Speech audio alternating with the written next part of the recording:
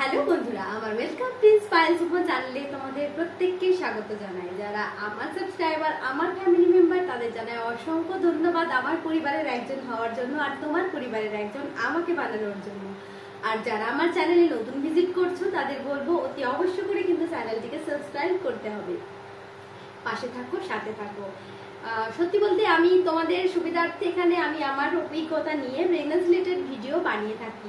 তবে তার সঙ্গে যেহেতু এখন আমি আমার বেবিকে বড় করেছি, তাই বেবির সমস্ত কিছু রিলেটেড ভিডিও আমি কিন্তু তোমাদের জন্য এখানে আনতে চলেছি। তাই বেবি এবং মম দুজনের ক্ষেত্রে কাজে লাগবে আমার এই চ্যানেলের ভিডিও। যদিও গরম পড়ে গেছে এবং বাচ্চাটাকে খেয়াল রাখতে গিয়ে, বাচ্চাটার দিকে খেয়াল রাখতে গিয়ে আমি অনেক কম ভিডিও তোমাদের জন্য আনতে পারছি। তো সেই কারণেই অনেকটা দেরি হয়ে যাচ্ছে, অনেকটা লেট হয়ে যাচ্ছে তোমাদের জন্য ভিডিও নিয়ে আসতে। তো এটুকু ভুল তোমরা আশা করছি আমার ক্ষমা করে দেবে এবং সাথে থাকবে, পাশে থাকবে। কি করি বলো, গরম পড়ে গেছে প্রচণ্ড। আমরা যেখানে বাসা বাড়িতে, ভাড়া বাড়িতে থাকি, এখানে ইনভার্টার নেই। তো বুঝতে পারছো গরমের লাইনটা কীরকম যাওয়া আসা করে। তো সেই কারণেই রাত্রেবেলা এই যে ভিডিও করতে শুরু করছি, তো হঠাৎ করে কারেন্ট চলে গেল। আমার ভিডিও স্টপ, আবার বেবিটার দিকে দেখতে গিয়েও চলে গেল। আবার পরের দিন এই পার্ট করে করতে গিয়ে আমার অবস্থা এরকম হচ্ছে, তোমাদের জন্য ভিডিও আনতেও লেট হয়ে যাচ্ছে। তো বন্ধুরা, আজ যে বিষয় নিয়ে আমি তোমাদের সঙ্গে আলোচনা করতে এসেছি সেটা হচ্ছে বেবি ফুডের ব্যাপারে।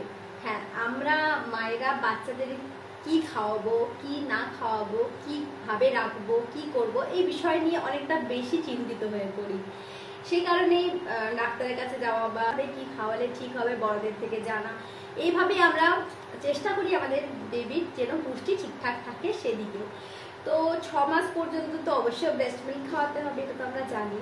কিন্তু 6 মাসের পর রাইস সেরেমনি হয়ে যাওয়ার পর, মানে বেবিকে ভাত খাওয়ানোর যে অনুষ্ঠান থাকে সেটা যখন হয়ে যায়, তারপর আমরা বেবিকে একটুখানি ডাল ভাত এগুলো দিতে শুরু করি। যদিও সেটা পরিমাণে অতি অল্প থাকে, তবুও এটা দিতে শুরু করি। তো এর সাথে সাথে আমরা বাইরের একটা খাবার কিন্তু বেবির জন্য চালু করে দিই, যেটা আমাদেরকে কেউ বলুক বা না বলুক, আমরা দেখে আসছি, জেনে আসছি, শুনে আসছি, তাই আমরা এটা কিন্তু চালু করে দিই। সেটা হচ্ছে সেরেল্যাক। আমি কোনো কোম্পানির কথা বলছি না, নানান কোম্পানির ভালো ভালো সেরেল্যাক আছে, অনেকে ডাক্তার অনেক কিছু রেকমেন্ড করে। কিন্তু মায়েদের মনে একটা চিন্তা থেকে যায় কি, 1 বছর না হওয়ার আগে পর্যন্ত আমি আমার বেবিকে চিনি বা নুন যদি দিতে পারি, সেক্ষেত্রে সেরেল্যাকের মধ্যে আমরা অনেক সেরেল্যাকে দেখেছি অ্যাডেড সুগার যেটা, সেটা কিন্তু থেকে থাকে। তাই মায়েদের মনে চিন্তা থাকে কি এই সেরেল্যাক কি আমি বেবিকে দিতে পারি কি না। তো সেই কারণে মায়েরা সেরেল্যাক কিন্তু বাড়িতে বানানোর চেষ্টা করে। তো সেরকমই আমিও আমার বেবিকে বাড়িতে বানিয়ে সেরেল্যাক খাইয়েছি যখন ধরো 6 মাসের বয়স ছিল। তারপর 1 বছর হওয়ার পর আমি অবশ্যই কেনা সেরেল্যাক ওকে খাইয়েছি, কিন্তু 6 মাসের পর কিন্তু বাড়িতে বানানো সেরেল্যাক খাইয়েছি। তো যেভাবে যে পদ্ধতিতে আমি বানিয়েছি আমার বেবির জন্য, আমার বেবির ঠিকঠাক পুষ্টির জন্য, তো তোমাদের সঙ্গে আজকে শেয়ার করতে এসেছি সেই পদ্ধতি। তো স্টেপ বাই স্টেপ আমি দেখিয়ে দিচ্ছি এবং তোমাদেরকে বলে দিচ্ছি তোমরা কিন্তু এইভাবে বাড়িতে তোমার বাচ্চার জন্য হেলদি এবং টেস্টি একটা খাবার বানিয়ে নিতে পারো। তো চলো শুরু করে দিই। তো বন্ধুরা, প্রথমেই আমি নিয়ে নিলাম অনেকটা ওটস, পরিমাণ মতো ওটস নিয়ে নিলাম। তারপরে হাফ বাটির মতো গম নিয়ে নিলাম।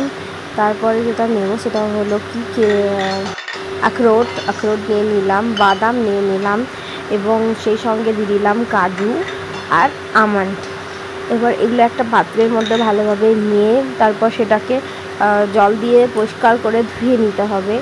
ভালোভাবে মিক্স করে এর মধ্যে যেন কোনো রকম নোংরা না থাকে, যেহেতু এটা এত ছোটো বেবির খাবার, সেই জন্যে আমাদের কিন্তু প্রত্যেকটা স্টেপ খুব ভালোভাবে নিতে হবে এবং অনেক সুন্দরভাবে এবং স্বাস্থ্যকরভাবে খাবারটাকে কিন্তু বানানোর চেষ্টা করতে হবে। তো আমি ভালোভাবে পুরোটা ধুয়ে নিলাম, পুরোটা তোলা হয়নি, তো অনেকবার করেই ধুয়েছি, অনেকবার করে তোমরাও তোমাদের যতক্ষণ না মনে হয় ভালো করে পরিষ্কার করে দিয়েছি ততক্ষণ পর্যন্ত কিন্তু ধুয়ে নেবে। এবারে ভালোভাবে সেগুলোকে ধুয়ে এবার রোদে শুকোতে দিতে হবে। আমি 2টো থালা নিয়ে নিয়েছি, কারণ কি একটা থালার মধ্যে যদি দেওয়া হয় তাহলে সেরকমভাবে ভালোভাবে মেলা যাবে না। এবং এখানে দেখতে পাচ্ছ রোদটা একটুখানি কমে আসে, তোমরা যদি সেরকম ভালো জায়গা থাকে যেখানে বেশি ভালোভাবে রোদে দিতে পারবে, তাহলে সেই জায়গাতে তোমরা এটাকে ভালোভাবে রোদে দিতে পারো। তো একটু ভালোভাবে মেলে নিব আমি জিনিসটা, কারণ এক জায়গাতে যদি থেকে যায় তাহলে কিন্তু এটা মানে শক্ত শক্ত ডাব টাইপের হয়ে যাবে। তো সেটা না যাতে হয় সেই কারণে আমি কিন্তু এটাকে ভালোভাবে মেলে দেবো। আর এখানে যে জিনিসগুলো দেওয়া আছে প্রতিটা কিন্তু প্রচণ্ড মানে কার্যকারিতা গুণ রয়েছে। বেবির ব্রেন ডেভেলপমেন্টের জন্য প্রত্যেকটা জিনিসই উপকারী এবং সেই সঙ্গে ওয়েট গেনও হবে। তো আমি এখানে স্কিপ করে গেছিলাম, অ্যাকচুয়ালি মাখানাটাও তোমরা দিতে পারো একইভাবে ধুয়ে। তো এইটা যেবারে আমি ভিডিওটা বানিয়েছি সেইবারে আমি মাখানা দিয়েছিলাম না। তো তোমরা কিন্তু এর মধ্যে ওই একই সেম পদ্ধতিতে ওর সঙ্গে মাখানাগুলোকেও রেখে ভেজে, এখনও ভাজা স্টেপ হয়নি অবশ্য, ধুয়ে ভালোভাবে তোমরা সেটাকেও রোদে শুকোতে দিয়ে দেবে। এটা কিন্তু তোমরা করতে পারো। আমি অ্যাকচুয়ালি মানে একটু হড়বড়ির মধ্যে ছিলাম, তো সেই কারণে একেবারেই শেষ হয়ে গেছিলো, তো আমাকে খুব তাড়াতাড়ির মধ্যে বানানো দরকার ছিল, সেই জন্যেই আমি আর সেটা মাথা থেকে একেবারে আউট হয়ে গেছিলো, তাই আমি দিতে পারিনি। তো এরপর একটা ভালো সাদা শুকনো পরিষ্কার দবদবে কাপড় নেবে এবং সেটা ঢাকা দিয়ে দেবে। দেখো বেবির ব্যাপার মানে আমাদেরকে কোনো রকম করে কোনো জায়গায় যেন ঘাটতি না থাকে সেটা খেয়াল রাখতে হবে। এবং কালারফুল কাপড় নিতে পারো, কিন্তু প্রবলেম এটাই যে কালারফুল কাপড়ের ক্ষেত্রে মানে যদি রং টং উঠে থাকে ভিজে যাবে, তো ভিজাটা ঢাকা দেবে, তো সেই কারণেই সমস্যা হতে পারে। তো এরপর আমি একটা কড়াই নিয়ে নিলাম, গ্যাসের মধ্যে খুব হালকা আঁচে এগুলোকে ভেজে নিলাম। তো তোমরা বিনা তেল, কিন্তু তেল কিছু ইউজ করবে না, কোনো কিছু না করে শুকনো কড়াই কিন্তু ভেজে নেবে যতক্ষণ না পর্যন্ত ভালোভাবে ভাজা হবে। তোমরা দেখলেই বুঝতে পারবে কালারটা চেঞ্জ হয়ে যাবে। তো কালারটা চেঞ্জ হওয়া পর্যন্ত কিন্তু এটাকে ভাজতে হবে সব জিনিসগুলোকে। এটা কিন্তু আরও একটা পদ্ধতি রয়েছে, আলাদা আলাদাভাবে ধুয়ে আলাদা আলাদাভাবে ভাজা যেতে পারে, এত সময় পাই না সেই কারণেই আমি পারিনি একা হাতে করতে। তো এগুলো ভেজে থালার মধ্যে রেখে নিলাম। এরপর এটাকে পেস্ট করার পালা। আমি মিক্সি নিয়ে নিয়েছি, পুরোটাকে একসাথে আমি পেস্ট করে নিলাম, দুবার লাগলো করতে। তো দেখো কি সুন্দর একেবারেই পুরো মিহি হয়ে গেছে পুরোটা।